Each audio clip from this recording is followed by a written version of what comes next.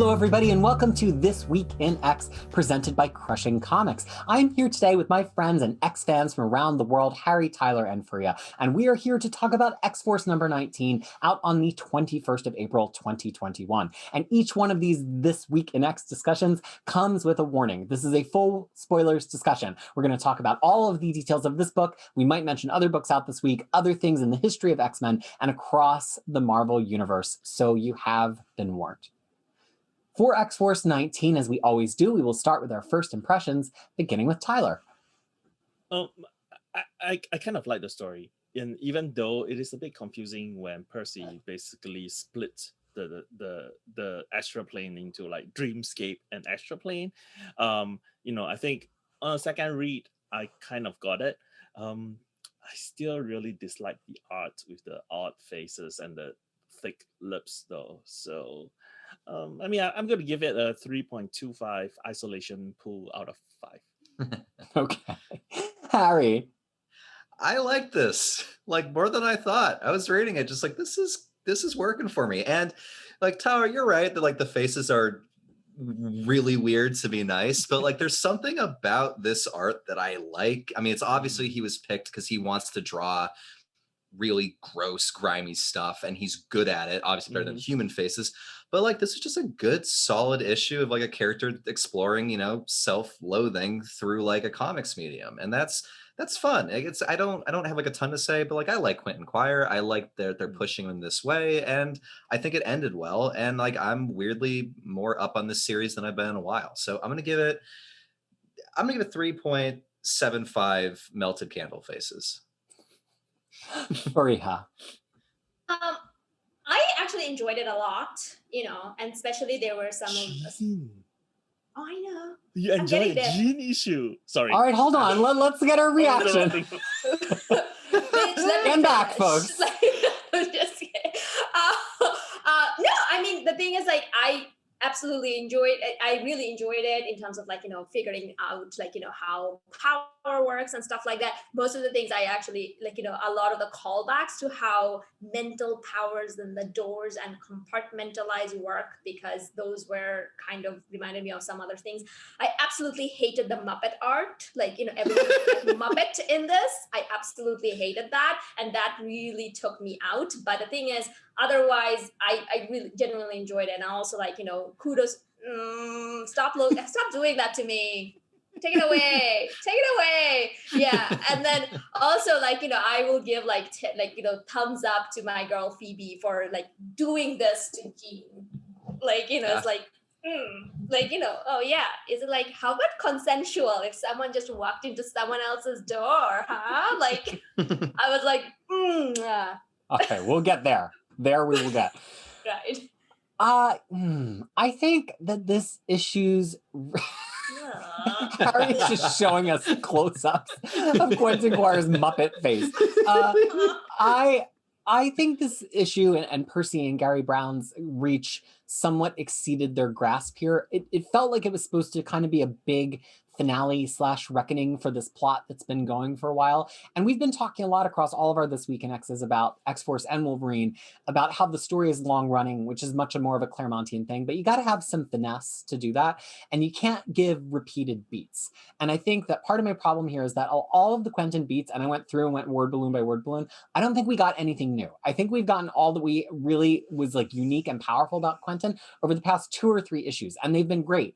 But that kind of left us on one side with Jean doing something really cool and memorable, I thought, in this issue, really worthy of my conception of Jean Grey. And the other side, it just felt like Quentin was like recycling things we've already seen him realize or say in other issues. So it ultimately kind of wore on me. I thought it was okay. I'm happy that we've gotten somewhere. I think the colors from Guri Effects were phenomenal.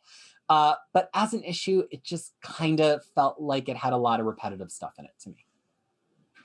So we start out the issue, bedtime at Summer House. Oh my gosh. Enough with the Muppets. I mean, come on, am I wrong? Like, you're not wrong.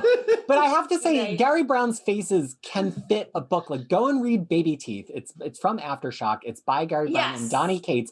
It is such a fun read. It is Totally enjoyable. You'll devour the issues in like 2 minutes each, and then you'll go back and want to reread them because you're like, "Whoa, I didn't give any time to like react to that because I devoured it so first."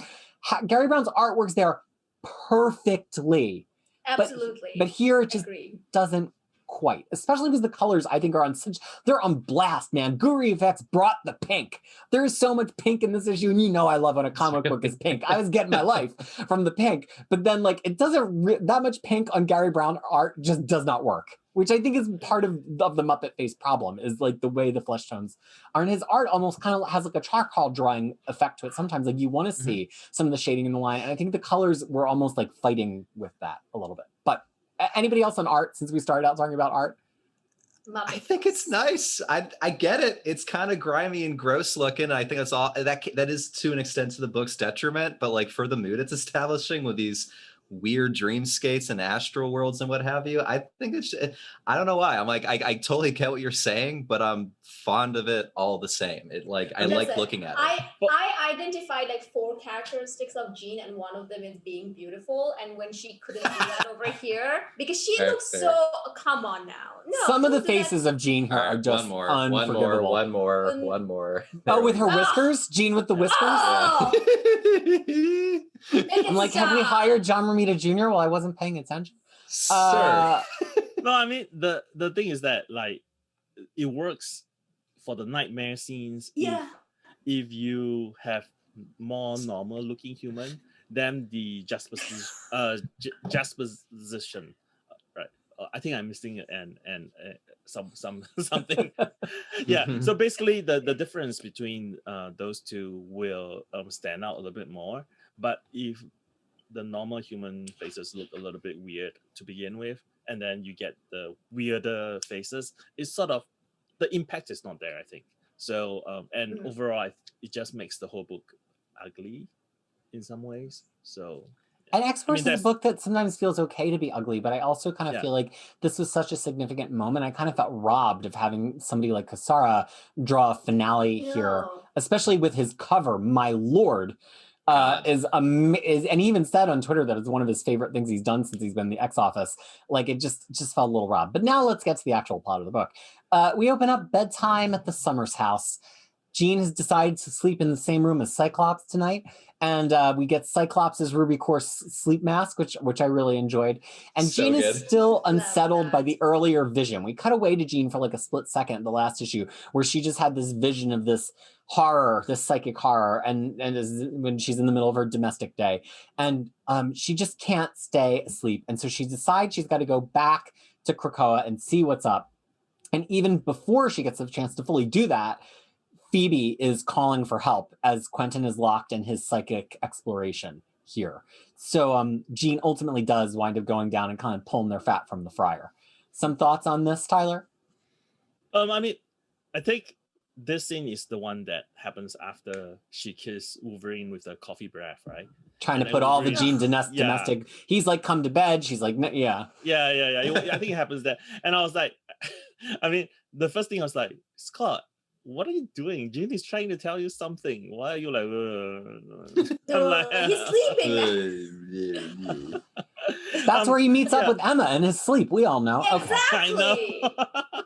And we were talking about, I think last issue at the end, we were talking about, when we were discussing last issue, we were talking about how Phoebe was like, why not call Jean instead of calling Emma? And I thought it was, I mean, that beat was being like, flash out here too, and I thought it was really interesting thing that, you know, she immediately said Jean help, instead of like calling out to Emma here. It also shows that Phoebe maybe is more separated from some of the other cuckoos, and that like she had the power to call out to anybody for help here, and she calls out to Jean. Yeah, later she twists the knife on Jean a little bit, but like, A, Phoebe's very much on X-Force now. She didn't call out to her mom, who's not on X-Force. She called out to Jean, and then B, even if she is on X-Force, why wouldn't you call in Emma if you thought she was the psychic in chief? But no, she still called Jean. So I think that there's actually, again, probably my favorite thing in this book right now is that it's actually developing the idea of Phoebe and Quire as kind of their own people.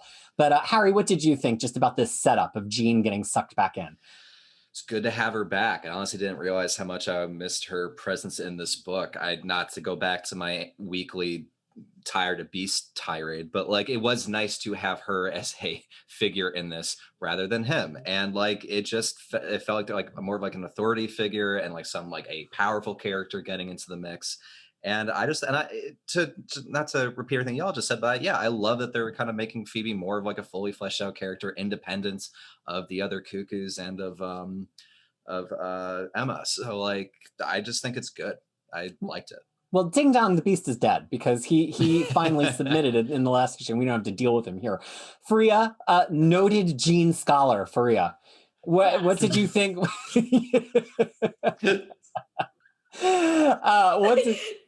Well, I'm just referring to like we're always like Gene. You're like, yeah, whatever. I know. I mean, so the thing is, in our time, well, like this podcast time shenanigans, you're gonna figure out, like, I have some strong thoughts about Gene and stuff, and I want more Gene in places, so we know what on earth Gene is because we have not had her for a very long time. So from that point of view, I was excited to see her here, and I was also excited to see her doing something that's not like, oh, can I kiss your coffee breath? Or, oh, yes, honey, I'm coming to bed.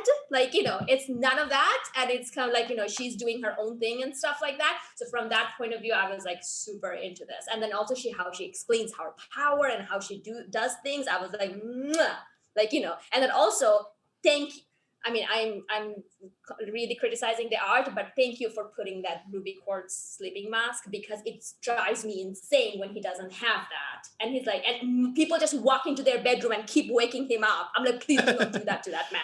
So at least now you can go ahead and do that. Yeah, it's okay. But yeah, I know. I know the face, but it's okay. No, I think it looks good. It does look good. Scott looks okay, but Jean looks like a middle-aged housewife there. Muppet. A Muppet. Like, I just think it's good. I mean, this issue also like sort of explain why Peter was so upset with one of the Hawks issue where Jean was like, oh, and Monet has to tell her to do better. So like that was I remember one of the, I think it's Hawks 3 or Hawks 4. Yeah, when I was really ready to walk off the set. That. Yeah. The producers had to have a chat with me. I was in my trailer. It was bad news. So I was the producer. Fariha was the producer. So here's the thing from somebody who is a Jean fan of some amount of years. I like Jean because she's a technician without making that the point of her. Like, if you need somebody to explain all this technical stuff about the psychic plane in a way that you can understand, in a way that's actually instructive, you're not going to go to Xavier and you're not going to go to Emma, you're going to go to Jean. Everybody uses it in their own way. But the thing is, Jean is not walking around the way any of the men of the X-Men would, Jean-splaining the psychic plane every time it comes up from somebody. Jean is secure that she understands the way that it works even better than everybody else, which is why it really twists her when somebody like Emma happens to be having a psychic affair with her husband behind her back, because Jean knows how this stuff works. And so I'm not looking. Is she still with? which Phoebe brings up unintentionally but hilariously, and like, wow, the astral plane seems cool. It seems like a giant key party in your head, and you just go into whoever's door who gave you a key, like Colleen Wing. I don't know, anybody. And Jean is like, back off. So, but the thing is, I'm not saying I want Jean to have feats all the time. I don't need her to be powerful. I just like when writers get the point that she very humbly is the best there is at what she does when this is what she does. And if you put her in a position like this, she actually can explain it in a really technical way. That's just part of who Jean is in my head. So when we got to this scene where she's explaining, I'm like, oh, this is my Jean. Like, this is it. This is the Jean that I'm always talking about. Like, I had that moment for the first time in a while. I also thought, I'm like, oh, this is maybe the Jean that Peter always talks about that I have not seen all this time. Because is it you? Is it you? Like, it's like I genuinely really like that, like the whole how her power works and everything like that. But then it's like it does that, but then it turns around and then shows her being upset about that comment about the thing, which is justifiably so. She should be upset. Then we like, oh, why are you still with that man then? Like, he did all of that to you. Why are you still with him? Honey, it's okay to let go of your teen love. Can we just all agree on that? Anyway, sorry, whatever. Well, I mean, we need more Jean stories. And doing. Jean's choice here, I mean, yeah, we got a Whoa. moment where she's with, Cyclops for the gag of the record's visor. But Yeah, this, it's good. Jean in X-Force is very much Jean as Jean. It's not Jean with a romantic interest. It's not Jean and now she's going to go to the X-Men team, written by Jerry Dugan.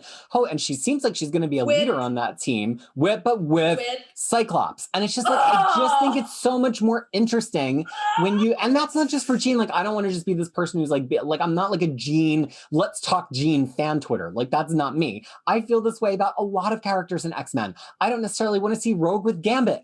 I don't necessarily want to, I think anytime you get these two characters that always play off each other the same way, I think it just makes it dull, especially when one of them is a woman who does not really get enough page time. But the thing is, like, a Rogue at least have X-Men legacy too. Yeah, at least Rogue got a lot of good development. So let's dig in just a little bit deeper for a second. Jean gives this great explainer, except for Percy himself as the writer seems to have a slightly wavy / muddy line between what's the astral plane and what's the dreamscape. Now, Marvel definitely has a dreamscape. There's villains like Nightmare, there's heroes like Sleepwalker. It is a thing. But this explanation, I went through it a couple of times, and I debate if Percy has it straight himself, or if he does, I don't think he got it onto the page. Tyler, you're a connoisseur of many Marvel stories. Did this make sense to you, the difference between the astral plane and the dreamscape? I mean, that's the part which I kind of like, wait, what? When I read it the first time, I was like, oh wait, why is Jean teaching Quentin Quill how to get onto the astral plane? And then I realized that they were talking about the dreamscape, which is a completely different thing from the astral plane that I think Quentin Quire is kind of like a little bit more comfortable with. And so this is the part which I thought he tried to separate them, but the distinction isn't that clear. I don't mind that much, except that at one part of the conversation, Jean uses the word astral plane instead of dreamscape. Yeah. So it confuses the hell out of the whole thing. So I don't know. I mean, I thought it was an interesting thing regarding what Fariha has mentioned, the compartmentalization of the dreams and the thoughts, and also how it eventually narrowed down to Quentin Quill not being as confident as he puts a front out, that he is really confident and in his ability, but over here he shows a little bit of vulnerability. Harry? I know what you mean, Peter, that like this, it feels like there should be a little bit more than there actually is, but I think it's pretty serviceable and gets the job done in a lot of ways. So I just liked it. I think the Dreamscape, kind of like the way they draw and the way they play around, I think it's fun. I think that's when the art is at its best. Yeah. I really enjoy how Gary Brown handled the paneling in the Dreamscape. I think there's like two urges, and one is to kind of just make it totally wibbly wobbly and have everything kind of dissolving into everything else.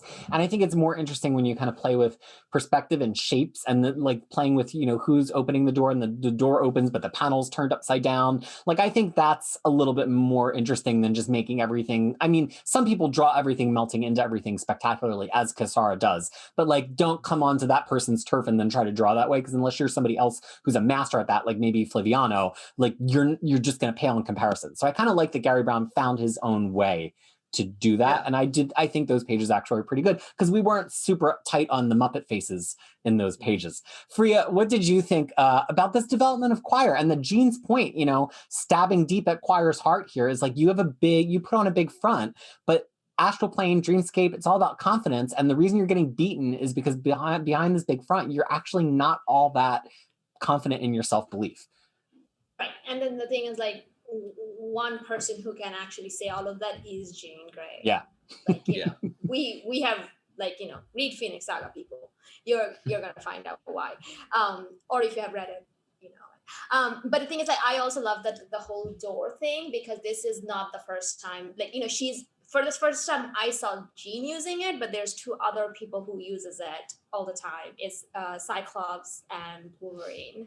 they're the two people who always have doors and thoughts and everything. And Cyclops actually said that Jean she taught him that in Fractions Run. So this was like a whole callback to that, and I was like, oh, so that's what it means. I mean, he uses it to keep ladies in his head. Well, but there's also a conversation he has, or not conversation. There was also, I think, a thought balloon by Emma that says that there is always this door lock in your head that I cannot penetrate. Right. And yeah. Yeah, and then so the thing is like, but the thing is that was just some dumb thought about Phoenix. I think. I mean, it didn't pay off anyway. So, but the thing is, Scott's not important. But the thing is, I was super excited to see that concept being explained here, and then see how it all came back and stuff. I'm like, so that's why I should read all the X-Men. But in some ways, I think not really related to that, like, but you was talking about how visually this actually has a bit of a payoff.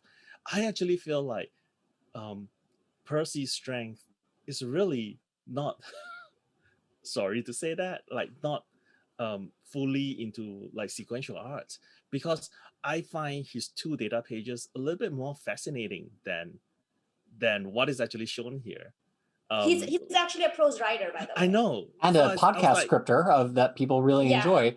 Yeah, maybe his top skill is in comics. Maybe it is. I mean, we're not here to beat up on creators. We can only judge what comes out on the page. But I really love those 2 data pages, and especially actually both. And I really wish that the second part, the one that is the conversation among psychics, is actually part of it is shown instead of just in the data page.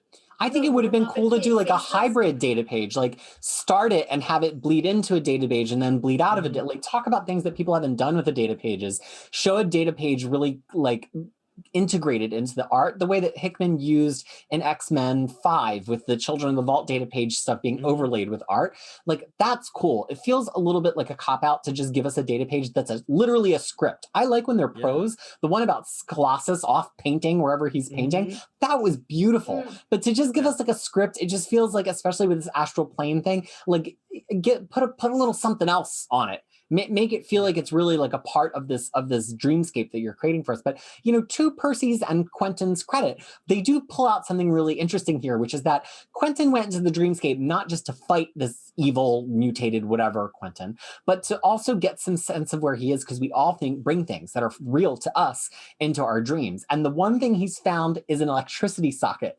And when he brings that to Sage, combined with the other things he noticed in the dream, Sage can pinpoint exactly where this is. That was fun. Like when Harry says the book was solid, the things that I enjoyed about the book, I'm like, Harry must be talking about this, right? Like, Harry, is that the kind of stuff that you liked? Yeah. Yeah, it's much better. Yeah, and it's visually inventive and it's just fun. Yeah. And plus, wasn't that moment when he... hopefully, and I didn't actually go back and check this, but I hope that that was actually in the scene in the last issue. I hope it is. Yeah, because that's fun. In the scene of this issue. But I wanted in the scene of this issue. But I hope that it's been buried somewhere else, and it's not just that Percy came up with it. That we can page back and see it in one of these flashes we've had, because that to me is fun. That's the fun of these long stories like Percy's trying to tell. So ultimately, as the result of bringing it to Sage, some big action happens. Quentin and Phoebe go into the astral / dreamscape plane so that they could hunt this thing there. Jean goes on the mission with Domino, which I thought was kind of interesting, because Jean's let's go out in the field. Domino, who has confirmed here on panel she is definitely missing some memories, which has been a hot topic of conversation, while Sage mans the control booth only to have the possessed Black Tom attack her. So all of a sudden, all of these balls that have been developed for quite a while here are thrown high into the air. And that is what brings us to our conclusion here, which happens to be that it seems like Quentin kills this version of him on the astral plane, because by the time Jean and Domino break that far into the complex, it is dead. Tyler, what did you think about this climax bringing together the themes of the last few issues here? I mean, the payoff is definitely good in terms of if you read it as a trade and you read it continuously.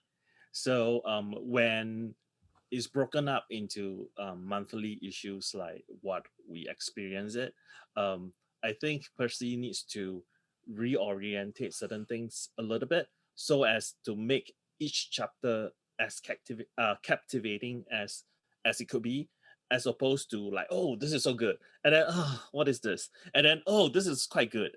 It should be more or less even out, so that you have like really good content in each issue, instead of plotting it out as an arc and then making the arc like super good.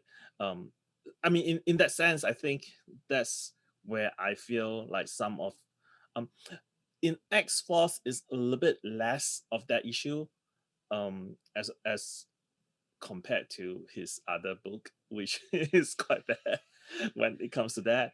But I think that is something which maybe some modern writers does not have a very does have not yet developed that particular skills, because they don't really have to write it that way, I think, in some ways. I mean, the thinking is actually always in an arc